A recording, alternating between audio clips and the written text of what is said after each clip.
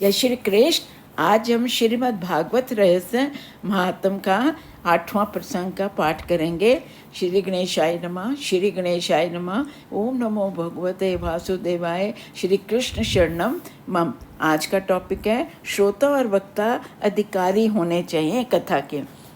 जिस समय श्री सुखदेव जी राजा परीक्षित को कथा सुना रहे थे तो अमृत लेकर स्वर्ग से देवगण आए और कहा, आप ये स्वर्ग का अमृत राजा परीक्षित को दे दीजिए और अपने भगवत कथा का अमृत हमें दे दीजिए। सुखदेव जी ने परीक्षित से पूछा, तुम्हें स्वर्ग का अमृत पीना है या भागवत कथा का अमृत? परीक्षित जी पूछते हैं, स्वर्ग के अमृत से क्या लाभ है? सुखदेव जी कहते हैं, स्वर्ग का अमृत पीने से स्वर्ग का सुख मिलता है, परंतु ये दुख मिश्रित होता है। पुण्यों का तो क्षय होता है लेकिन पापों का क्षय नहीं करता। कथा अमृत से पापों का नाश होता है। परीक्षित बोले, मुझे तो कथा अमृत ही पीना है। 7 ही दिनों में ज्ञान और वैराग्य को जागृत करके भक्ति रस उत्पन्न करना है। ऐसा कोई और ग्रंथ नहीं जो 7 दिन में मुक्ति दिलाए, इसलिए आप मेरे को भगवत कथा सुनाएं।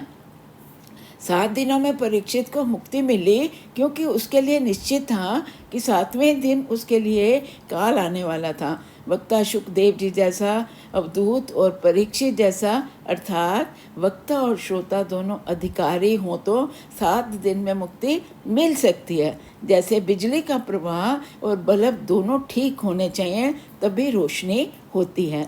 कथा सुनी तो परीक्षित को लेने विमान आया जिसमें बैठकर वे परमात्मा के धाम में चले गए।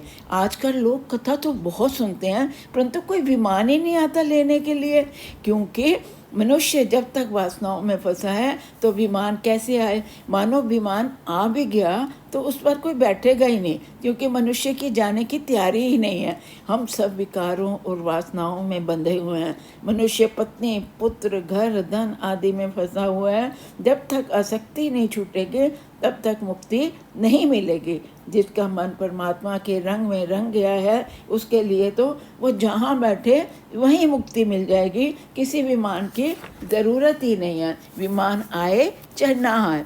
भक्त तुकाराम को लेने विमान आया तो उन्होंने अपनी पत्नी से कहा कि इस जीवन में तो मैं तुम्हें कोई सुख दे नहीं पाया, अब परमात्मा का विमान आया है तो चलो तुम भी विमान में बैठकर परमात्मा के धाम चलें, आओ मेरे साथ चलो। परंतु पत्नी ने नहीं माना। उसने कहा, महाराज आपको जहाँ जाना हो जाओ, मुझे तो जगत छोड़कर कहीं नहीं जाना, स्वर्ग में तो बिल्कुल ही नहीं। संसार का मोह छोड़ना बहुत कठिन है।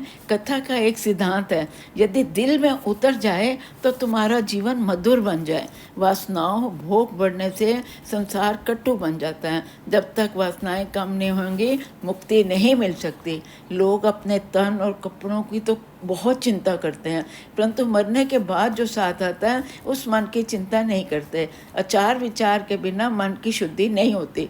जब तक मन की शुद्धि नहीं होती तो भक्ति नहीं हो सकती। ज्ञान वैराग्य दृढ़ करने के लिए भागवत कथा ही है।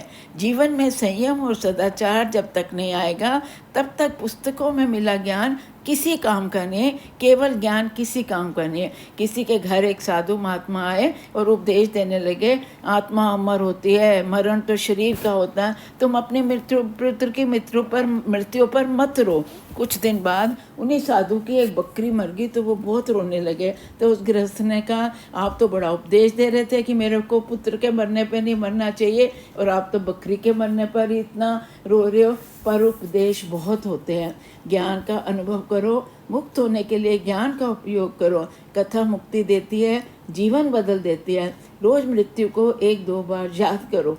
भागवत शास्त्र की महिमा का वर्णन दूसरे बहुत से पुराणों में आता है। इस कथा का महात्म सनत कुमारों ने श्री नारद जी से कह सुनाया। बड़े बड़े ऋषि देवता ब्रह्मलोक छोड़कर विशाल क्षेत्र बद्रिका आश्रम में कथा सुनने आए थे। इस कथा से जो आनंद मिलता है वह ब्रह्म आनंद से भी अधिक है और श्रेष्ठ है। योगी तो केवल अपना उद्धार करते हैं, लेकिन भागवत कथा सत्संगी अपने आए हुए सभी लोगों का उद्धार करती है। इसलिए ये कथा हमको सद्गति देने वाली है। कृपया आप पूरा वीडियो देखिएगा, अधूरा वीडियो देख के कथा को बीच में मत छोड़िएगा। इसमें कृष्ण की बहुत कृपा होगी। जय श्री कृष्ण, जय श्री कृष्ण, जय श्री कृष्ण।